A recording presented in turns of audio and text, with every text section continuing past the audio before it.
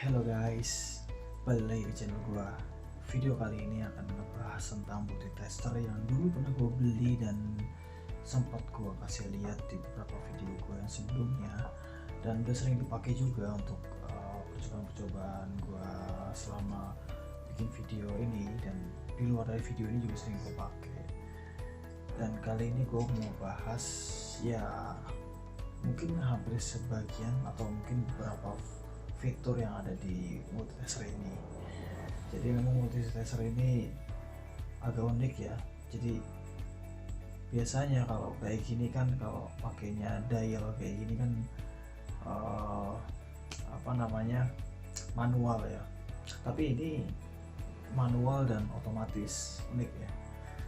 Ya ini manual dan otomatis. Biasanya otomatis itu dial tapi nanti pilihannya cuma volt aja, terus resistensi aja, atau buat ngecek ampere aja gitu kan, tapi nggak ada nominalnya. Tapi kalau di sini ada nominal dan di sini bisa juga auto gitu kan, makanya emang agak unik juga sih. Fiturnya banyak ya, dia juga bisa buat ukur suhu, temperatur, terus untuk mengukur ampere di AC dan DC, terus bisa ngecek kontinuitas, terus bisa ngecek dioda, terus bisa ngecek kapasitor, bisa ngecek resistensi, frekuensi, terus voltase. Jadi banyak fiturnya.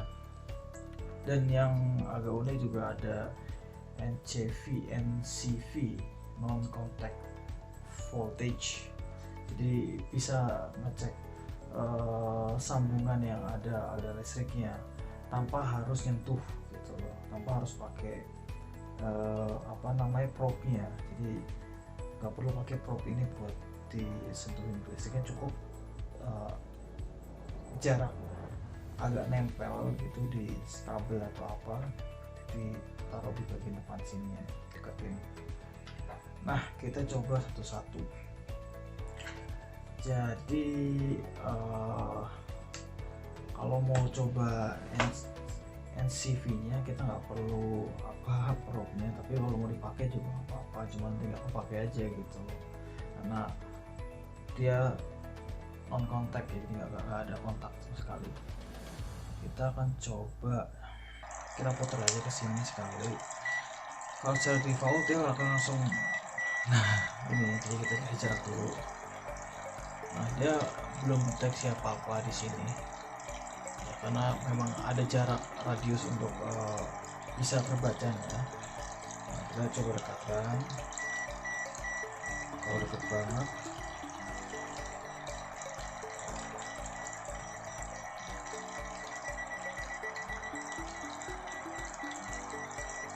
kalau ke sini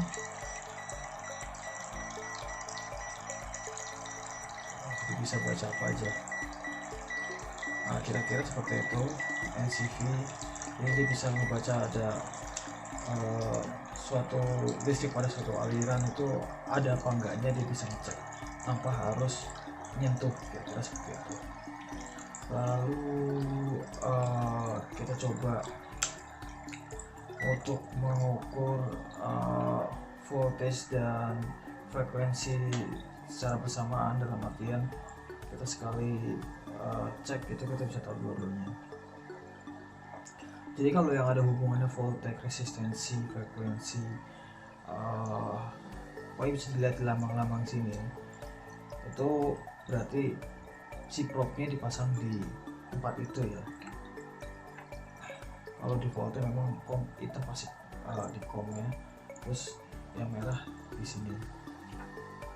Nah, kita akan coba ukur AC, voltage AC, karena ini adalah power supply, jadi dia memang dari AC ke DC. AC nya standar rumahan di Indonesia 220. Kita akan coba, udah benar ya, udah benar.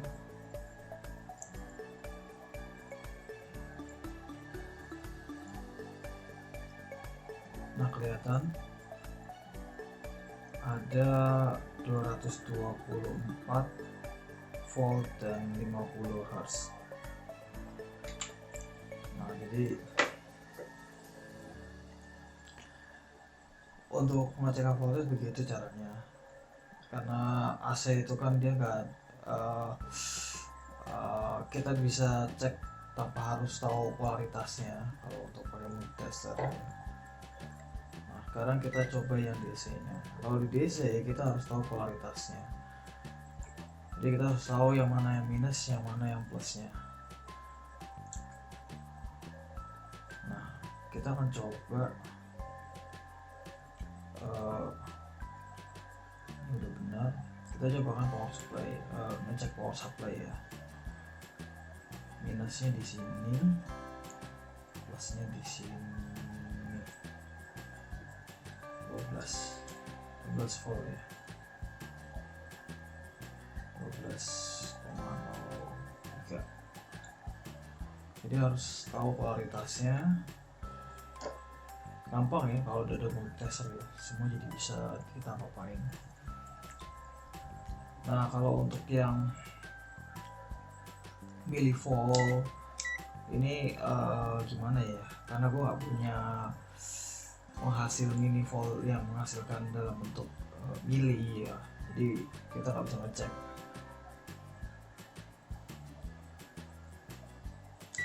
Ini juga sama aja.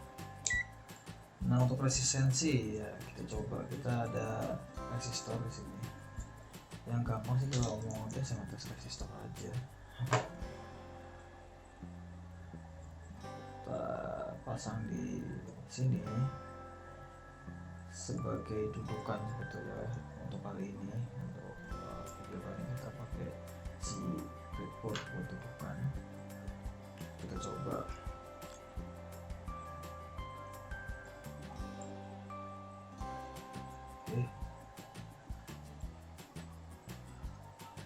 Berapa nih? 1,9 kilo. 1,9 2 kali 2 kilo kali 2 kilo kayaknya 2 kilo ohm. Gampang ya, yang penting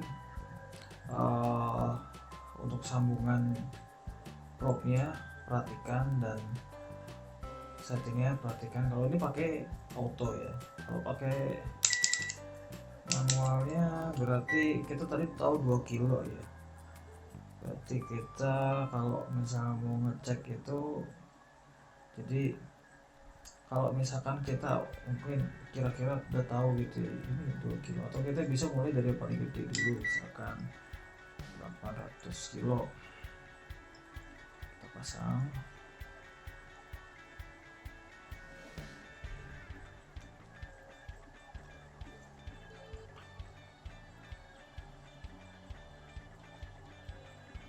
Di 800 masih beda juga sih, 2 kilo itu. Kalau mau lebih presis lagi turun 80 kilo. Nah, baca. Kalau mau lebih presis lagi kita coba di sini.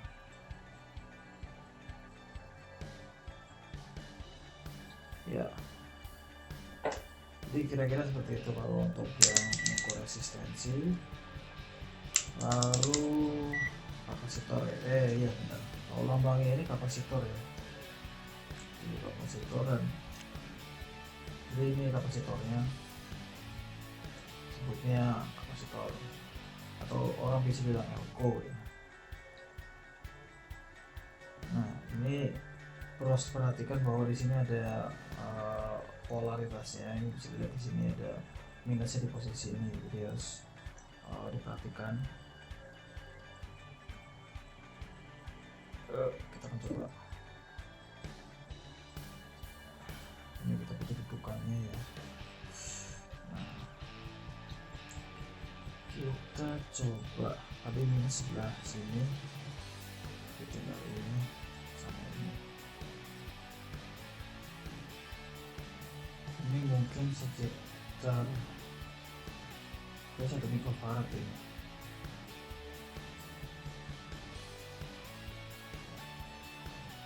Iya, 1 mikrofarad. Gampang ya ukur kalau dari terus habis ini kita coba tes dioda.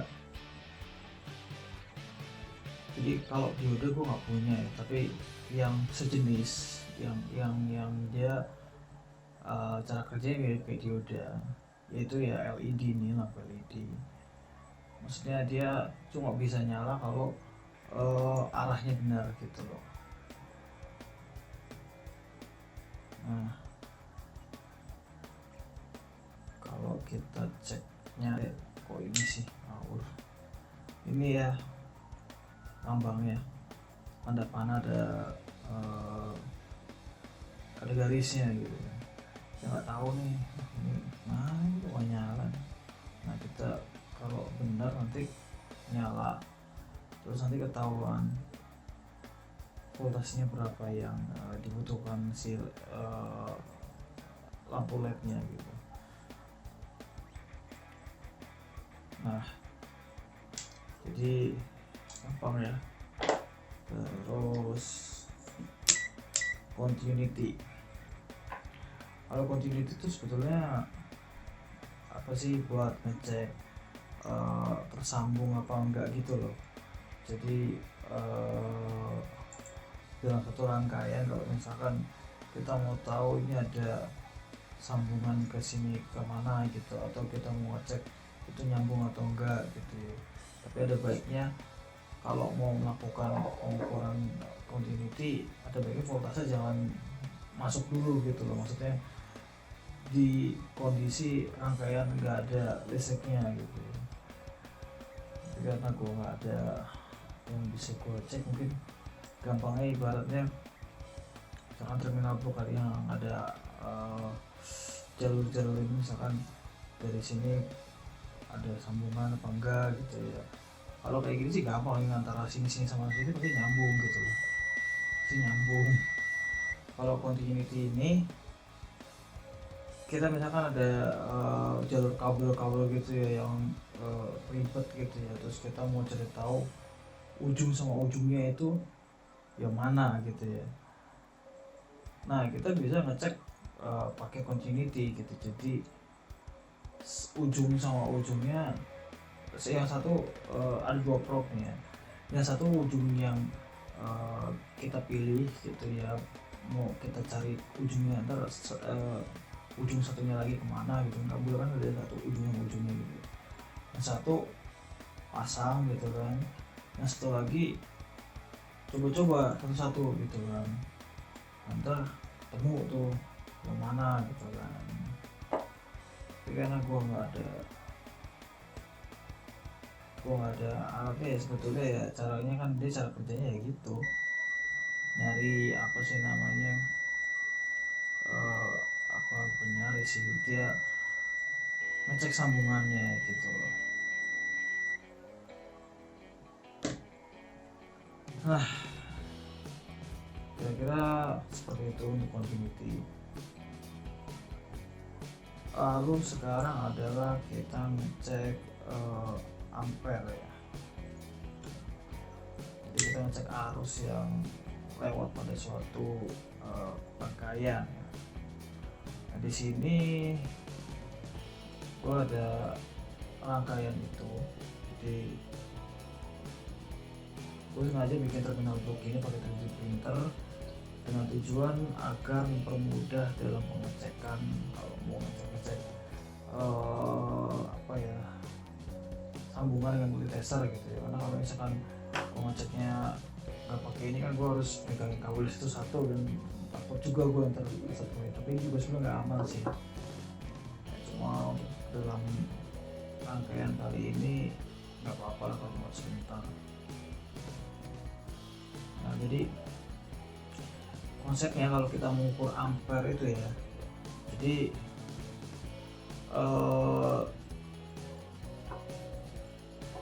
ampere itu kan nanti bergantung ampere itu kan bergantung dari beban rangkaian tersebut ya. Maksudnya voltage yang dihasilkan itu kan harusnya konstan ya. Misalkan dia pakai power supply 12 volt, dan 12 volt yang akan dihasilkan dari power supply ke rangkaian tersebut gitu kan. Nah ini 12 volt. Nah terus dia ngasih voltage 12 volt itu melewati beban si pompa. Nah pompa ini misalkan dia berapa ohm, nah nanti kan dari rumus V sama dengan I kali R, kita keluarkan I nya jadi V per R gitu kan, perhambatan gitu. Nah sama halnya kayak ini, misalkan kita mau tes peltier ini nih, ini ada peltier dari tadi nggak gue sambungin, pompanya aja nyala tapi peltiernya enggak. Nah sekarang kita mau tahu berapa ampere yang dibutuhkan si peltier ini gitu ya saat beroperasi gitu. Nah, sebetulnya paling enak itu pakai tank ampere itu udah tinggal apa sih namanya, pasang aja, udah tinggal jepit aja di sambungan tanpa harus bikin kayak gini gitu, tanpa harus bikin terminal, udah langsung aja kabelnya dijepit gitu. Cuma karena gua gak punya dan sekalian ngetes gimana si multitester ini untuk ngetes ampere ya. Jadi untuk pakai multitester ini dengan untuk keperluan tes ampere ya, pengecekan tes ampere menggunakan multitester ini, di sini udah ada lambangnya ya, ampere dengan lambang garis lurus dan gelombang, artinya bisa dua-duanya dipilih aja, nanti bisa aja tuh. Ini ukur AC, ini ukur DC, ukur DC ya. Sekarang karena rangkaiannya DC, kita pakai DC. Nah cuma karena kita pakai yang multitester, jadi kita ini kayak ngeputus suatu sambungan, nanti arusnya itu kita sambungkan ke bebannya itu melewati multitester, gampangannya gitu ya. Nah kita kan coba, ini udah benar, dan ingat pengecekan ampere harus ada bebannya, jangan direct langsung ke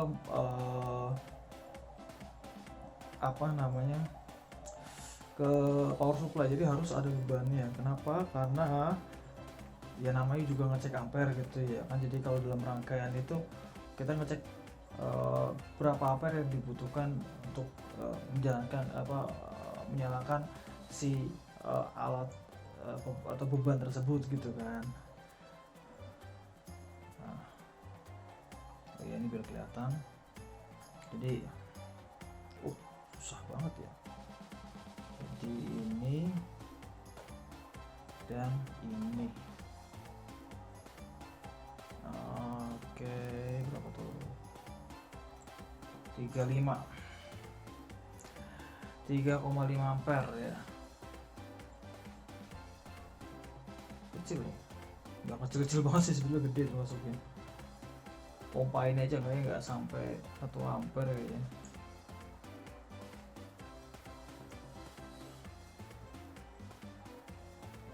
Ya ya memang pelter ini emang agak gede juga sih. Nah terus berarti udah ada gambaran lah kira-kira ya kalau ampere ini gimana sih cara mengukur kalau pakai multitester gitu ya. Biasanya orang kan pakai tang ampere gitu. Terus sekarang kita coba fitur yang terakhir yaitu temperatur ya. Kalau temperatur ini emang lebih baik sih kita sekalian pakai peltier secara normal aja, jadi nanti terminal blocknya kita jadiin buat ngubungin jalur. Nah ini jadi dapat probe khusus buat pengecekan temperatur. Probe-nya sih ya biasa sih, nggak spesial banget lah. Nah di sini udah ada lambangnya, yang mana yang nanti dipasang ke kom hitam ini, yang mana yang jadi dipasang ke merah atau plusnya ya. Nah udah ada lambangnya ya. Kalau di ini kok jelek banget ya. Nah terus ini ganti dulu di sini ya, lokasi tempat untuk pilihan untuk mengukur temperatur bisa dipilih. Gak bisa ya, soalnya udah muncul dua-duanya sih. Sekarang 29, kita akan nyala biar kelihatan efeknya penurunannya gimana. Kita coba untuk dipasang ke booknya.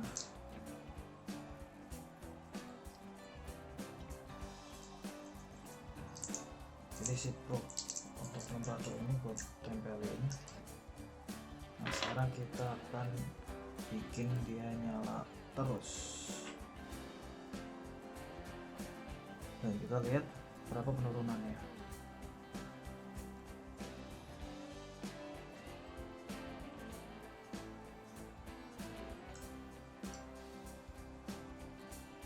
Ya lama-lama turun tuh. 28 dan 27. Nah sambil nunggu, jadi gue sebelumnya udah pernah ngetes juga sih untuk yang PLTR ini. PLTR ini masih dia untuk yang dinginnya, bagian sisi dinginnya itu dia mentok cuma sampai 3 derajat singkatku.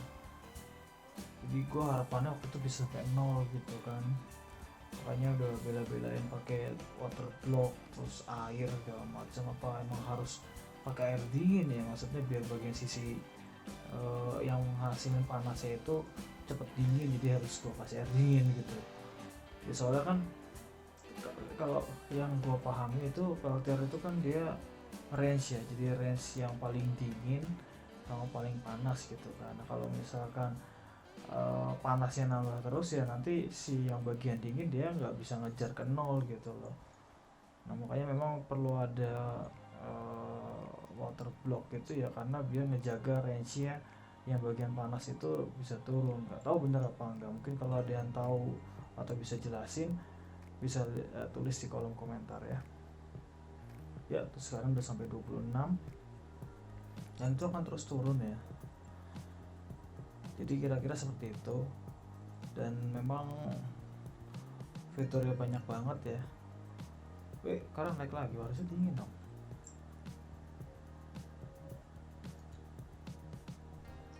Ya udahlah, yang penting udah sempet dingin. Nah, selain dari fitur-fitur tadi juga ada fitur-fitur lain.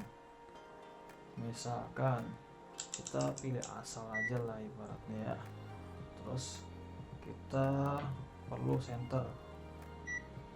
Itu center ada ya, walaupun kalah sih lampu yang buat lighting di video ini, tapi seenggaknya ada ya, kalau misalkan lagi darurat bisa lah dipakai walaupun nggak terang-terang banget. Nah sisanya fiturnya hampir sama dengan yang lainnya ya. Jadi memang ini multimeter yang gue beli harganya juga lumayan mahal ya, harganya 4999 gitu, 500.000 lah. Dan dari dulu gue pengen punya multitasker seperti ini gitu ya. Pas pertama kali kerja, cuma dulu waktu setahun pertama emang agak boros. Ya biasalah bucin. Nah terus apa lagi ya, kayaknya udah deh untuk pembahasan tentang multitasker ini cukup sekian. Kalau mau tahu ini beli di mana, toko online banyak. Beli aja yang udah di Indonesia ya, maksudnya juga kalau lo beli yang dari Cina nya itu kan lama ya, di Indonesia paling beda 10-20 ribu ya, worth it sih, tapi ya itu terserah kalian. Yang jelas ini barang bagus. Oke, sampai di sini video kali ini. Jangan lupa like video ini dan subscribe channel gua. Semoga video ini menjadi wawasan tambahan bagi penonton sekalian. Terima kasih, bye bye.